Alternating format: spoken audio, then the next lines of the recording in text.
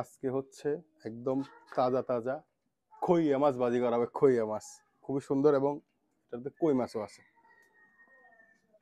বিসমিল্লাহ। দেখছেন fan fan করে উঠতেছে। বিসমিল্লাহ। একদম তাজা মাছ আজকেই ধরা হয়েছে এই মাছগুলা। একদম ঘানি ভাঙা সরিষার তেলে মাছগুলা ভাজা হচ্ছে। মাশাল্লাহ মাশাল্লাহ। এই যে ভালোভাবে এখন নেড়ে দিতে হবে মাছগুলা। মাশাল্লাহ মাশাল্লাহ। মাছের ভিতর থেকে খুবই সুন্দর একটা গ্রান আসতেছে। একদম কই মাছ খইয়া মাছ ভাজির একটা খুবই সুন্দর মিশ্রণ হচ্ছে। মাশাল্লাহ মাশাল্লাহ।